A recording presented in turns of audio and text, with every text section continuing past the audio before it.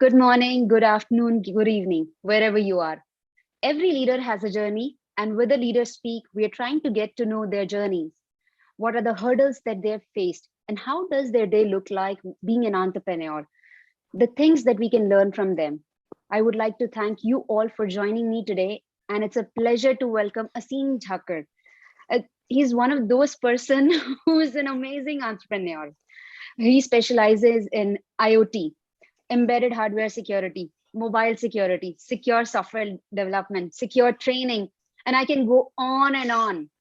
And when it comes to open source projects, he's working on Exploit, Jugaad, Android, Diva, DexFuzzer. He's also trained multiple people at different conferences, Hack in the Box, Black Hat USA, Asia, RuCon Belgium, Hack in the Paris, PhDs, HackLoo.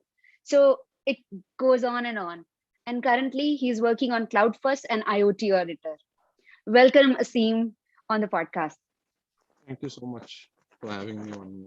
Aseem, we want to know about how exactly you started all the ventures that you're working on. What is the story and the motivation behind that? Okay.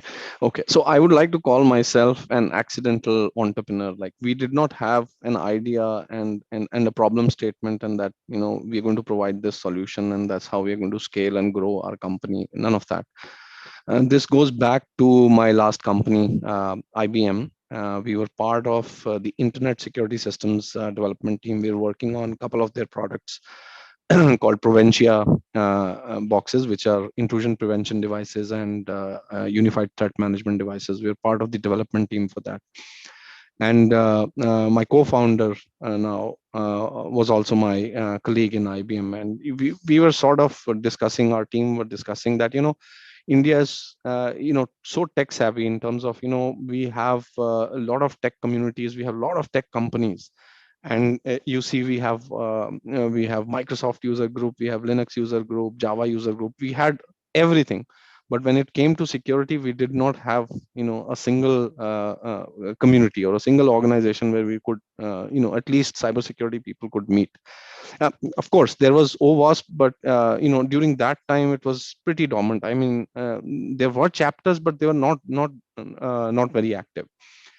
So then during the discussion, we thought of, why not start a small community here in Pune. We were based in Pune, and we started this thing called Null. So, we thought, let's have a meeting place, and we started doing monthly meetings. So the objective was simple, learn and share knowledge. That's all.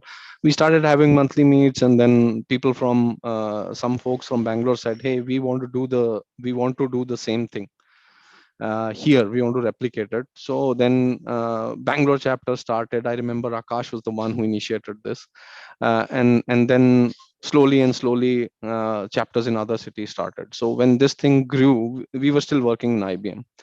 And there was a lot of activity now in India, in terms of cybersecurity professionals meetings. So we thought, let's take this to the next stage and organize an international conference where we can get international researcher as well mingle with the community. And this was, I think, 2009, and that's when we decided, let's do a conference called nullcon. And then we started looking at how do you organize a conference, how do you get sponsors. So eventually we just managed with a couple of sponsors with very small amount. And I still remember, I think we had around 117 people for the first conference, including the camera crew, the staff, and everyone. So we did it for the first year, and we realized that this is not something that you can do in your free time. And that's when we decided, let's take it professionally. Let's resign from our companies, and we will do consulting work in our free time, earn money, and then keep on running the conference. And that's when the company started, Payatu. And then we did it for 2 years, and then because of our connections, we started getting a lot of requests for, hey, can you help us with our firewalls, can you help us with our source code audit, can you help us assess our network and products. And we started doing that, and we realized, we are putting a lot of effort. All three of us co-founders are putting a lot of efforts, and we are juggling between things. So let's separate this out. So our third co-founder, Antariksh, he started working on the conference itself, And me and my other co-founder Murtuja, we started focusing on the consulting. This was around 2013 14 time frame. And during this time, I think Nalcon was doing okayish, and then we realized that, let's take it outside India. So then we looked at different places. We looked at Southeast Asia, we looked at Europe, we looked at US, came back, and then decided that it would not be a good point, good strategy to take Nalcon outside, because there are already a lot of conferences. What is the value that we are going to add? And we were starting to work on IoT and embedded security at that time. And then, we just thought, hey, let's look at how many hardware security conferences are there. And at that time we figured that there were not many conferences focused on hardware security. So we came up with this idea, and we started hardware.io conference in Netherlands. Netherlands government, specifically the Den Haag government, municipal authority, they were kind enough to sponsor us for the first year, and they said, okay, if you do it here, we'll sponsor you. So that's how we fixated on Netherlands. And then going forward, I was also working on a lot of open source projects, and one of them was the EXPLIoT framework. And this came out of our problems that we faced day in day out when we are testing IoT projects. It's a nightmare when you test an IoT ecosystem. There are a lot of different things that you have to test, and there are no enterprise grade tools available to help you do that. They're just hobbyist tools, open source code. You basically end up writing your own automation script. So then I thought, let's just scrap everything. We will build our own framework that will help engineers to automate their test cases for IoT security. And that's when I started working. I did it in Ruby, realized that Ruby is not the language if I want to talk to the hardware, scraped the whole project, started it in Python 3, later to realize that, there are a lot of modules specific to hardware which are still not ported to Python 3. So then, there was no choice, but we had to continue. So then, and on the parallel side, we had a security research. We have a security research team within the company that does just vulnerability research on applications, like not web applications, like native applications, thick clients, browsers, Adobe software, and Microsoft software. And so one of the team members, Ashfaq, he came up and he said, hey, this is going to be very difficult if we do vulnerability research on our laptops. We need to scale it. And that's when he came up with the idea of, let's scale it to the cloud. So the more compute and storage we have, the more instances we can spawn, and then get results more quickly. And that's when we started working on an internal project. And so Ashfaq and team then worked on the project. And then we realized that, this kind of scalability for fuzz testing is not available outside for the enterprises. Now, why not offer this as a service? So that's how the journey of the products has started. So now I have moved into product development completely, and I focus on developing these two products, Cloud Fuzz and IoT Auditor, which is a combination of the open source and our own proprietary code. Yeah, so that's about Yeah, it. yeah, there's so much to work on. It's a enormous journey from where you started with Null and now where you have come. Like, I know anyone you talk to in even in a vast conference, they know about Nullcon. So Mhm. Nullcon is that known not just in India but everywhere now.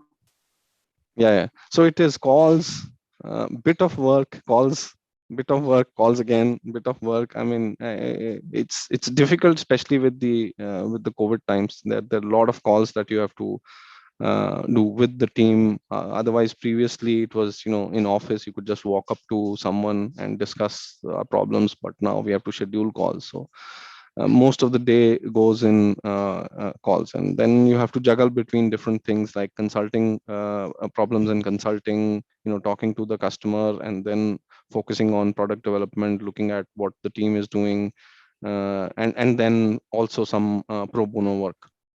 So yeah, so it gets crazy at times. Yeah. So can you highlight some of the major concerns when you start your day? Like what are the things that come into your mind? One is, have we made any progress from yesterday? Right, whatever we've discussed, has it been done? And that I'll only get to know when I get into the call. Are we going to slip any deadlines? Is there any customer where we have not shared any details which are pending? And and especially now, any bandit, or so we call our team members as bandits uh, for a reason which you can find out on the website. But anyways, any bandit or their family members have contracted COVID, because now we are getting to see a lot of people being affected. Me myself, I've been infected twice, and I've seen family members, especially elders in the family, they are not taking the COVID is has become a problem for them.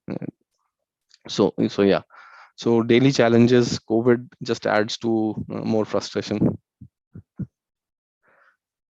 I totally agree with you. This is a tough time, and I hope and I believe that we will pass this time as well. If you are teaching your mentees or your juniors, what would be the three lessons that you would like to share it with them based on the experience, or I would say huge experience that you have in the industry, and you're working on multiple things, if I have to specify?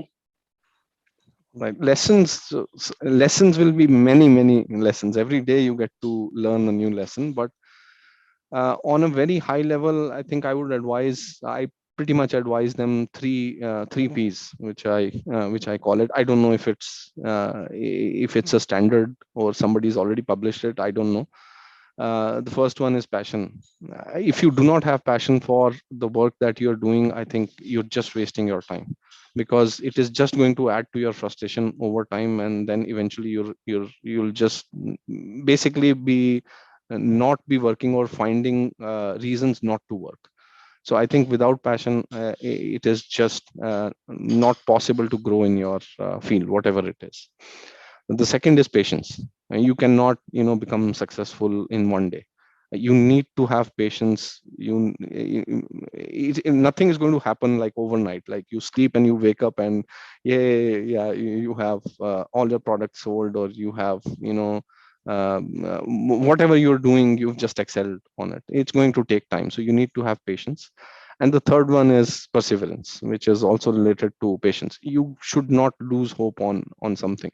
If there is something that you believe is going to add value or help the community, or help the people and help you, right, you need to continue doing it.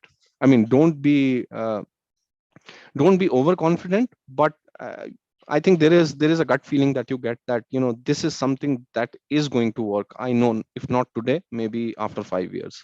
So continue doing that. Don't ever get bogged down. So there are people, especially growth hackers, and all these startup mentors, they talk about have plan B, plan C. I think if you have plan B and plan C, your plan A, the chances of plan A failing increase.